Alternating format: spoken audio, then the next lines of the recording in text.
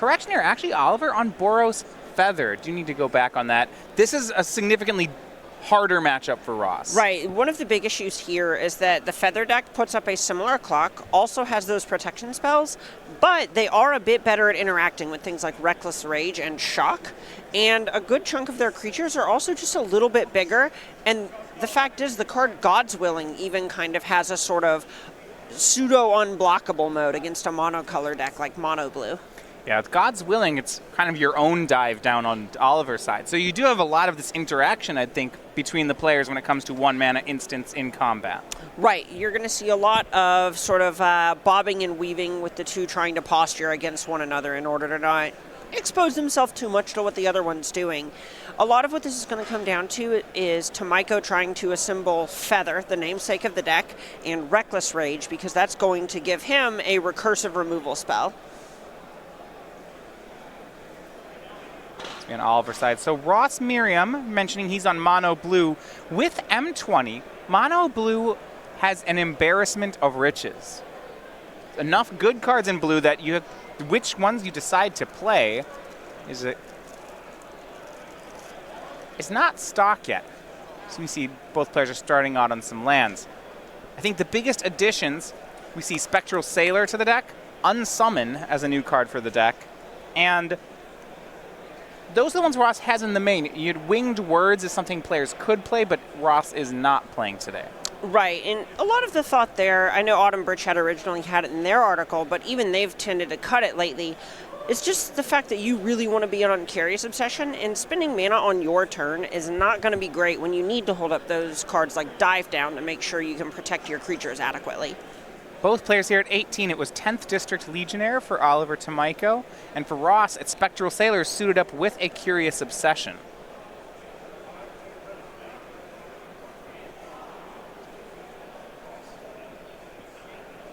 Legion War Boss joins over on Oliver's side. He'll hit in for 3, racing back. And this is one of the tougher parts, even though Ross has connected with the Curious Obsession and is drawing extra cards, he's behind in the damage race. Yeah, and this is the thing that Mono Blue is not actually very good at, and that's coming back from behind. Now that there's a resolved Legion War Boss on the battlefield, that's going to be a pretty big problem for Ross. He's going to need something like a Merfolk Trickster in order to try and just surprise this creature off the battlefield, so to speak. And on the attack, Ross flashes in a second Spectral Sailor to trade with the Goblin token. And the idea here is that creature is eventually going to get bigger if it sticks around, and Ross needs to be able to just stop some of this damage. So if he needs to slow down the race, making it so he's dealing 1 less point a turn is very worth it if it means that Tomajko's dealing 1 less point a turn.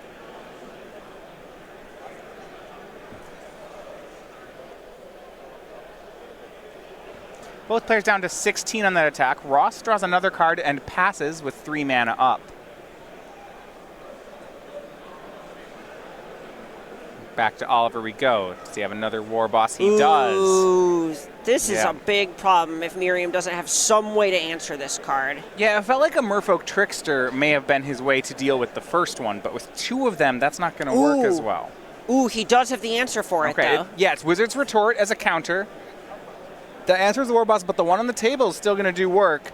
A swing in, a Mentor for 6. Oliver shocks down the Spectral Sailor, and now Oliver just owns the board. Yeah, Oliver is so far ahead. This is going to take a lot for Ross to come back. Something like a Tempest Djinn is what he really needs to be able to even just really continue playing Magic from here. This clock, Ross could die next turn if he doesn't have anything. That's 8 damage by itself. Right. So just say a single Defiant Strike to go with his 10th District Legionnaire, it would be lethal. Got plenty of pump in Oliver's deck. That's not too much to ask. And to start with Terramander for us. Checking the graveyard, we have just 1 instant in Wizard's Retort. Well, this is a blocker. It makes it less likely he literally dies.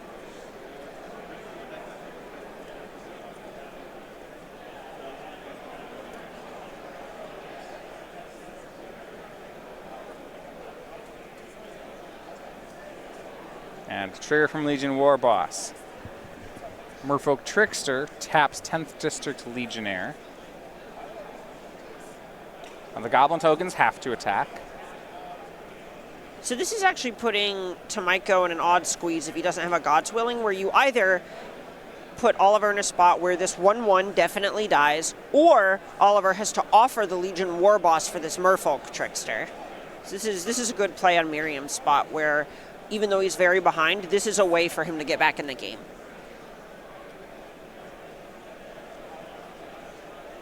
So let's look at the instants in the Boros Feather deck. 4 ofs for Shock, Reckless Rage, God's Willing, and Defiant Strike. Also, 2 copies of Gird for Battle and 1 copy of Sheltering Light. And it's going to be God's Willing on 10th District Legionnaire. A 1/1 counter. It will not be tapped to the Merfolk Trickster. It's going to scry 1 a couple of times here. Once for the Legionnaire and once for the God's Willing.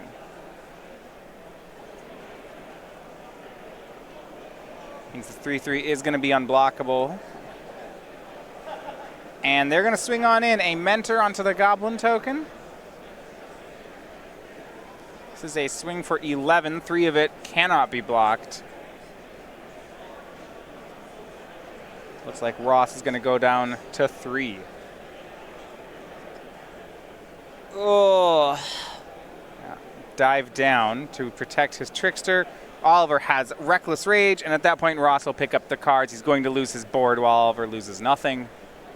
Yeah, and that game there, just going in Oliver's favor in a way that wasn't that shocking. That's a lot of what we kind of expect in this matchup, where Oliver's playing a very similar game, but his cards are just a little bit more powerful and aren't necessarily interacting in the way that Mono Blue Aggro is good at exploiting. I wanted to look at the card Legion War Boss. That one specifically seems to be difficult for Ross to deal with. Right. There are a lot of things that if Mono Blue can't counter it on the way down with, say, a Lookout's Dispersal, a Wizard's Retort, etc., then you're not ever going to really be able to get it off the battlefield outside of the combat step.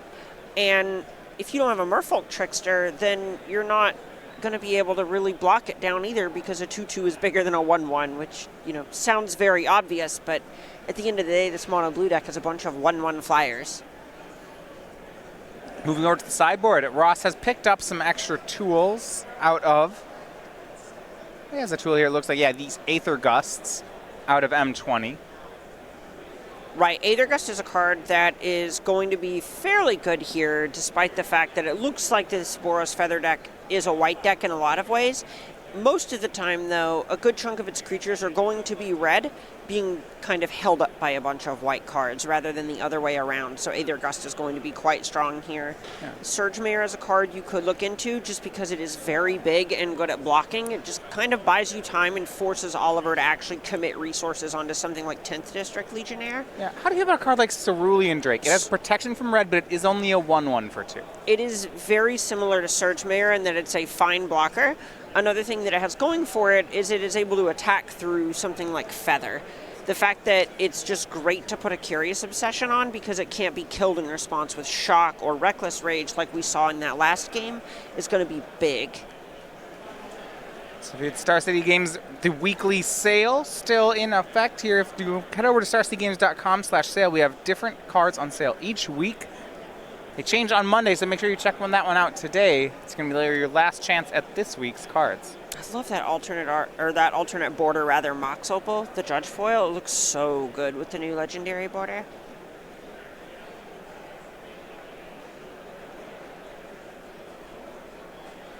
Now for Oliver, he has some additional removal here. Fry, Prison Realm, Baffling, and Lava Coil all in the sideboard. Bring them in. Bring it all. All right, You might not necessarily want all of the Lava Coils, but Baffling It is very good because it's one of your only answers to Cerulean Drake. Fry is uncounterable, so it's able to get around something like Spell Pierce. Right. And that's all just going to be quite strong. Now, Fry still, even though it's uncounterable, it still can be countered by Dive Down. Correct, but so this is the way that this works. With any of those protection spells, you have 2 avenues. One, you can try to dodge them by saying, all right, I'm going to make Dive Down suck by cutting all of my removal. But if you're going to be playing any removal, it's generally going to be better to play a ton of removal, and instead of trying to dodge them, you try to overload them. Because ultimately, Ross only has 4 copies of Dive Down in his deck, and if you have 10 removal spells, Ross's presumably going to run out of dive downs long before you run out of removal spells.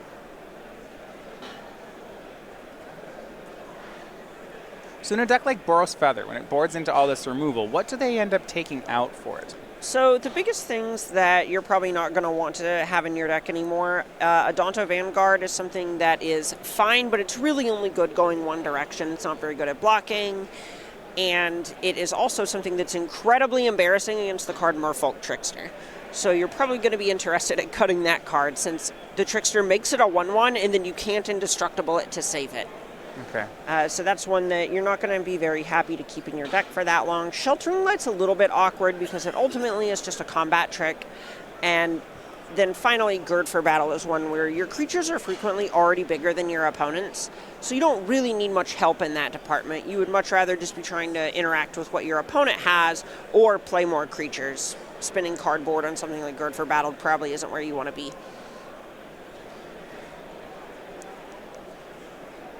I was interested with decks like Boros Feather, which are these 20, we see 19 creatures, 19 spells, 22 lands. You don't want to change that balance too much or the deck stops working. Correct. So this is a spot where you really don't need as many creatures against something like Ross's deck because Ross doesn't play that much removal. So if you're planning to kind of play a sort of protect the queen strategy anyway, shaving a little bit on creatures is going to be okay as long as you also cut some cards that require you to have creatures in order to see play, like that Gird for Battle we mentioned before. Both players keeping on 7 here for our second game. Ross doing some digging with Opt.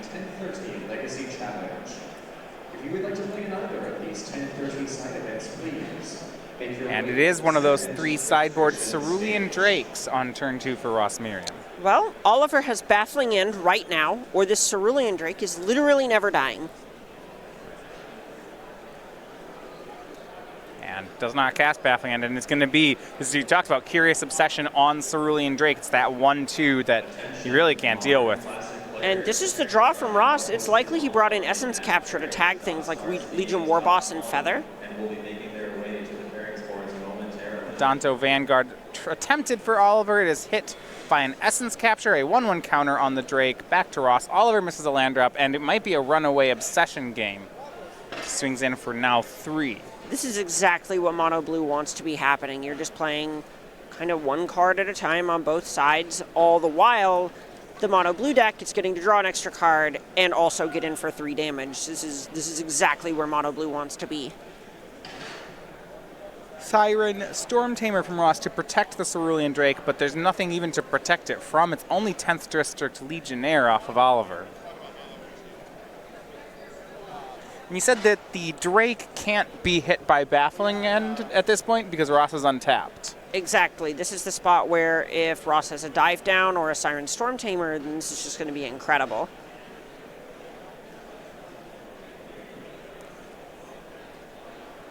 So we see the 2/2s trade as Oliver continues to stay on 2 lands, and Ross more attacks, puts Tomajko to 11. All Ross wants to do is exchange a resource for the 1 card Oliver plays each turn while advancing his battlefield. And it's going to be a quick one. Oliver does scoop up the cards to send this one to a 3rd game. Cannot get out from under the Mono Blue deck. And with the Tempest Djinn, that's shows how it's going to get wrapped up. Yep, little bit of a mana problem from Oliver Tomajko, and Ross basically having the best draw that his deck can put out. He was more or less a 1-drop short from the quote-unquote nut draw that Mono Blue enjoys. Sure. I see the 3 Drakes out of the board. The Drake there being the best creature at holding Curious Obsession. Right, and you can even see Ross letting out a bit of a sigh of relief, knowing that in a lot of ways, even if that was his best draw, and it can just feel like he kind of stole a game because this is ultimately a fairly tough matchup for Merriam. Reduce that as creatures just smaller. So if you're wondering about the chairs we are sitting in this weekend at SCG and that the players are in, those are Karnox chairs. Karnox, the newest sponsor here of the SCG Tour. Karnox, they've got your back. You can get 10% off these chairs at checkout when you visit their website using our code here, SCG. So karnox.com/SCG. I really like the bottom of the seat, actually. I know that's a weird thing. No, it's part of a chair. Travel a lot, sit in a lot of different A lot of different chairs, but the bottom is like shaped in a unique way that's really, really comfy. Also, you know, that logo at the top looks pretty sharp.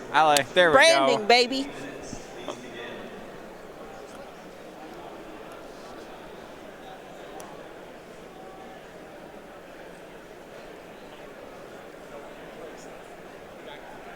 With these players at 8-1.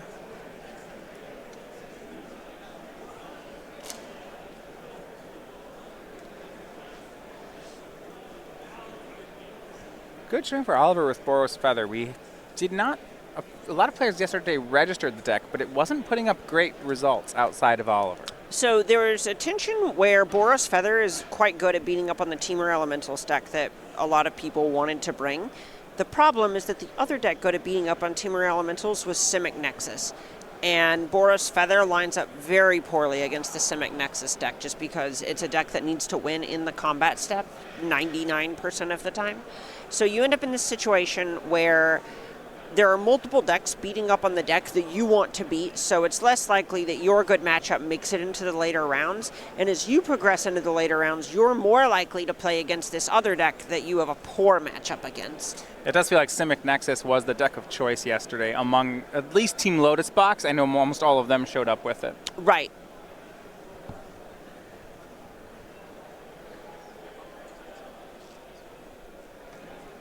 Our lone 9-0 player, Paul Mahler, was one of the Temur Elemental players you mentioned. Right, and even if there were players kind of out gunning for the deck, it still is a very good deck, right? It's not an accident so many people chose to play up with that or show up with that sort of strategy. Right. Very strong, got a lot of new cards, lines up very well against some of the last format technology. It's just a really attractive place to be on week one, especially when so many people aren't quite used to playing against those types of cards yet.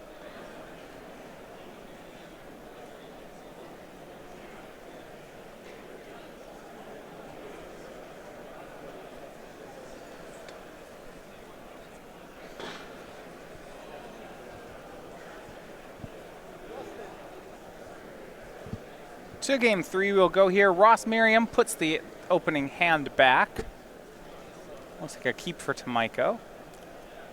So one of the things that you're going to see with all of the new very pointed hate cards out of Core 2020 is people taking their first mulligan a little bit more frequently in post-board games. And the big reason for that is we saw that Cerulean Drake last game do so much work.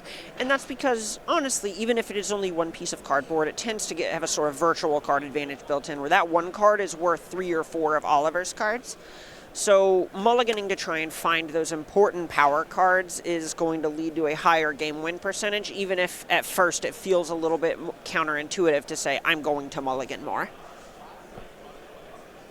Now you mentioned these color hate cards from M20. In Oliver's sideboard, he has some of his own. He has 2 copies of Fry. That's a new addition from M20. Right, and that's kind of the big difference between protection versus the pointed removal spells. A lot of the protection creatures have the ability to, quote, beat several removal spells by virtue of the fact that they turn them into blank cardboard, but ultimately the card Fry is only going to answer 1 card. So you're going to find Ross trying to mulligan to Cerulean Drake, but Fry is just a more powerful version of something like Lightning Strike most of the time for Oliver, so Oliver's less likely to be mulliganing for those.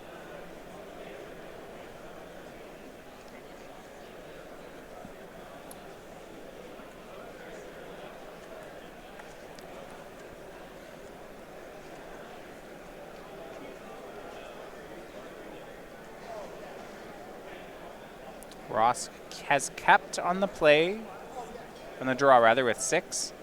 Puts a card on the bottom, so here we are for game 3. A Temple for Oliver. We see the namesake card of the deck, Feather, in his opening hand. It's a nice Temple of Triumph. OG Theros, Japanese. It is Siren Storm Tamer for Ross. Oliver, Adanto Vanguard. It looks like he also picked up a Legion War Boss last turn. That was the most important card for him in the first game.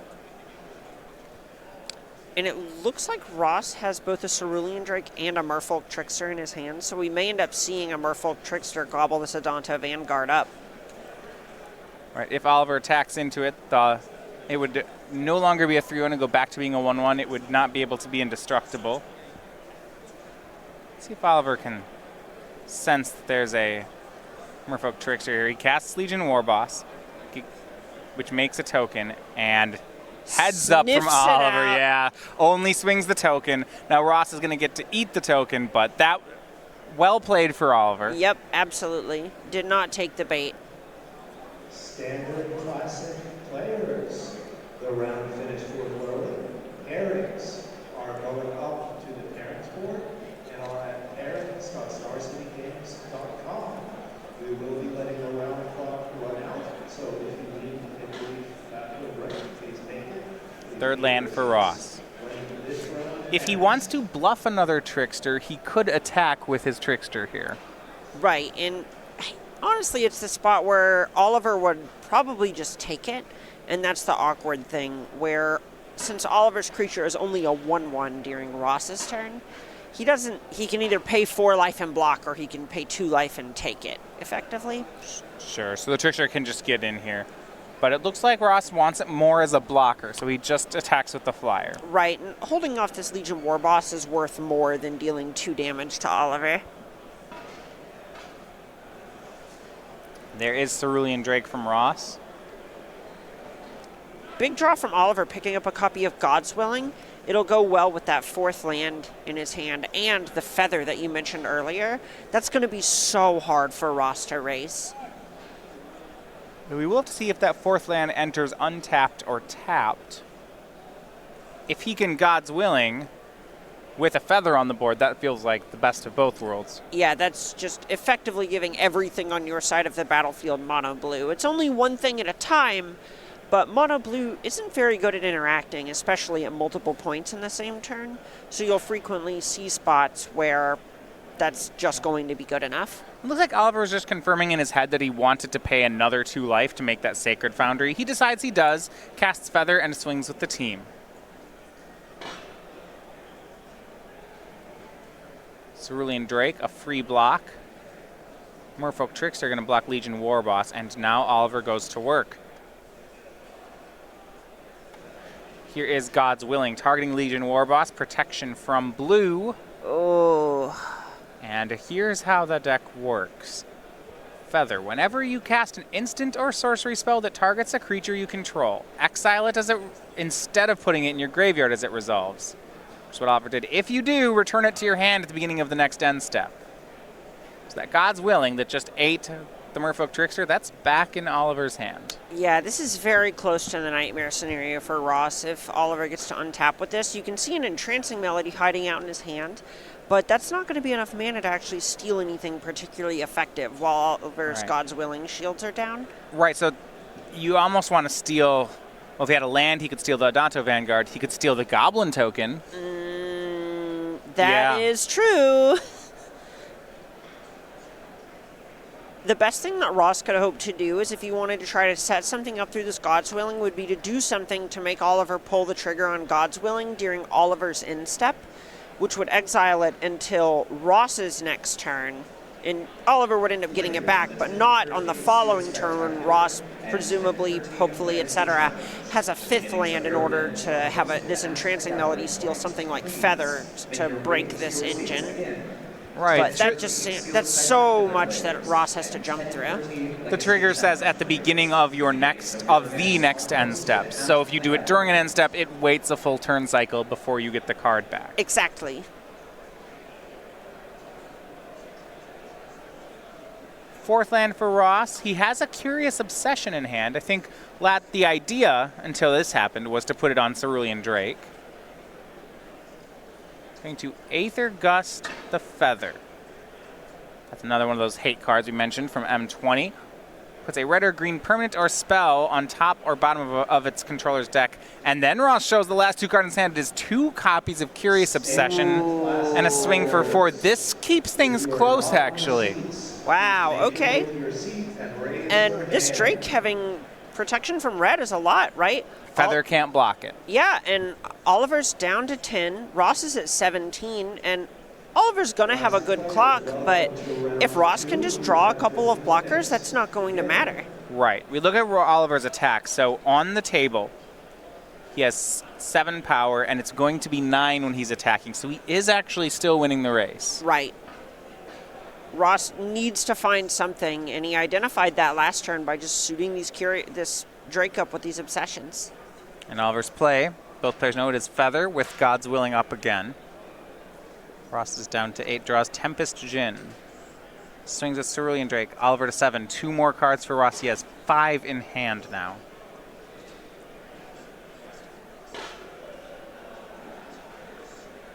This is why we don't play Winged Words. Both of those Curious Obsessions were 1 mana draw twos. There's no time.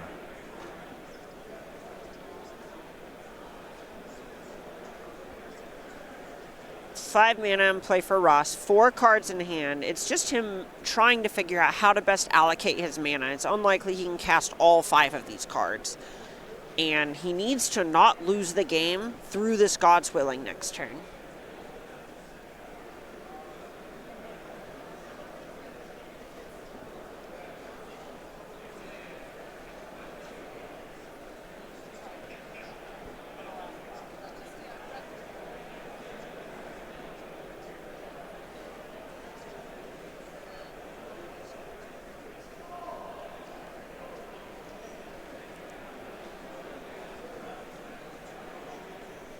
So we'll look at Ross's options. He needs blockers. So next turn on a full attack, Oliver would have a third 2/2 Goblin token, and the War Boss makes 8. And the other 2 creatures, it would be for 14. So Ross needs, sounds like 3 blockers to stay alive. Right, the one way that he can get around that is if he has a Merfolk Trickster to tap the Legion War Boss. That actually is 1 less blocker that he needs, because then there won't be a counter placed on the 1/1 Goblin, and you could theoretically take damage from a bunch of 2-power creatures instead. And then this 1/1. So Tempest Djinn and go. The 2 mana, it has to be Merfolk Trickster here. Right, we said he needs 3 blockers or 2 blockers and a Trickster. Or if he has Spectral Sailor and a way to turn off this God's Willing. Because God's Willing can make a 3/3 unblockable, and then... No. No, I think 3 blockers does 3 it. blockers does it. What Ross is hoping is that he can have 3 blockers and the Tempest Djinn survives. If Correct. that's the case, then he's in a very good spot. And that might even force Oliver to not attack with Feather. Right. If Ross can find something like a dive down, then he's in pretty good shape. It's unfortunate that he needs to use this Siren Storm Tamer to block, because that means he can't use it as a protection spell. Tomajko swinging with everything and mentoring, so not leaving back Feather as a blocker. Ross says, okay. We see Reckless Rage in Oliver's hand. We know there's a God's Willing. I guess if Oliver has something like Shock in his hand, Ross may not be able to beat it. No, you just cannot beat the card Shock here.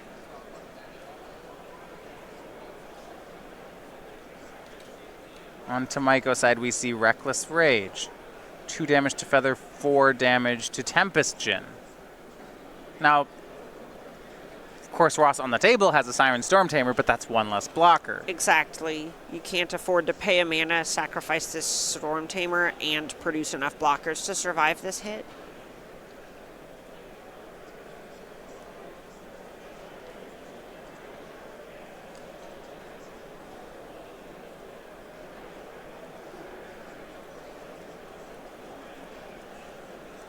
So he lets Tempest Djinn go to the graveyard. See Oliver inside, Reckless Rage exiled to Feather.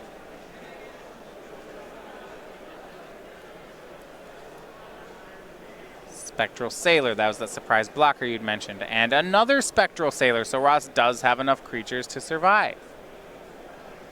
But none of these are favorable trades. They just all are chump blocks. Right, and if Oliver has 2 God's Willings in his hand, this is just game. All right, he can push both 3-power creatures through. And that's exactly what he does. He God's Willings both 3-power creatures. They both have protection from blue. That's 6. You see 3 blockers, 4 attackers. That makes 8. Ross extends the hand. So close on Ross's part for what ultimately feels like a pretty bad matchup. And, you know, we kind of saw why. God's Willing, very strong, recurring Reckless Rage, almost unbeatable for these sort of protect the queen strategies. It was, and he really made a game of it. So it is Oliver Tomajko then with Boros Feather, really finding a patient line there, but at the end pushing through enough damage, exactly 8, to pick up the win. Yeah, and that's just the power of the Goblin, right? Like, Legion War Boss is so strong by itself. Oliver went from very behind in the race, right, 10 to 18, to